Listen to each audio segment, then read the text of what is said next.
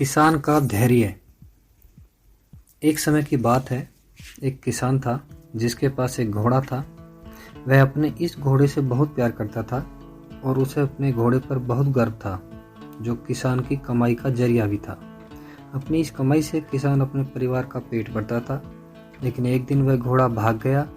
उसके भागने के बाद समाज के लोग और उस किसान के पड़ोसी उसके पास आकर उससे कहने लगे, हे भगवान, तुम्हारा घोड़ा जिस पर तुम्हें बहुत घमंड था वह तो भाग गया। उसको सांत्वना देने लगे कि उसके साथ बहुत बुरा हुआ। लेकिन किसान ने उसका जवाब बड़ी ही सहजता से देते हुए कहा, हाँ, बहुत बुरा हुआ। फिर अगले दिन घोड़ा वापस आ गया। लेकिन सिर्फ घोड़ा वापस नहीं आया, बल्कि वह अपने साथ 3 जंगली घोड़े भी लाया। फिर उसके पड़ोसी उसके पास दौड़ते हुए आए और उस किसान से कहने लगे, आपका घोड़ा आ गया और अपने साथ 3 और घोड़े भी लाया है। यह तो बहुत अच्छी बात है, आपकी किस्मत तो बहुत अच्छी है। किसान बहुत खुश हुआ, उनकी तरफ देखा, फिर उसका जवाब बहुत ही साधारण रूप से दिया और कहा, हाँ शायद।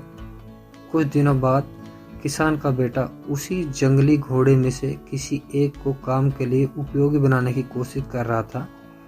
लेकिन इसी कोशिश के दौरान घोड़े ने उसे जमीन पर पटक दिया और उसका पैर बुरी तरह से टूट गया।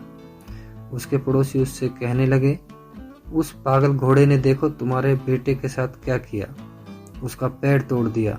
यह तो बहुत बुरा हुआ।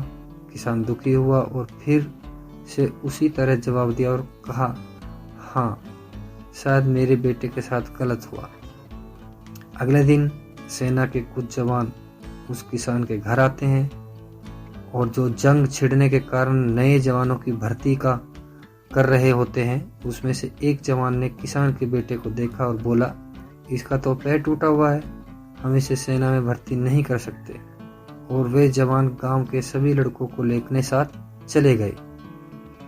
यह जानकर उसके पड़ोसी और बाकी गांव वाले उसके पास आए और बोलने लगे, तुम्हारे बेटे को तो जवान जंग के लिए नहीं ले गए, तुम्हारी किस्मत तो बहुत ही अच्छी है।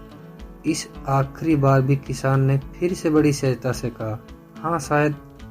इस कहानी में हमें प्रेरणा मिलती है कि हमें हमारे लिए चीज़ों को नकारात्मक ढंग से सोचने में जरा भी समय नहीं लगता।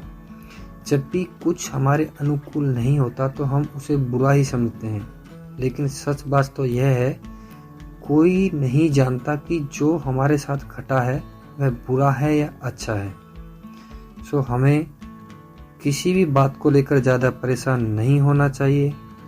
अपने मन को शांत रखना है, अपने काम से काम रखना है।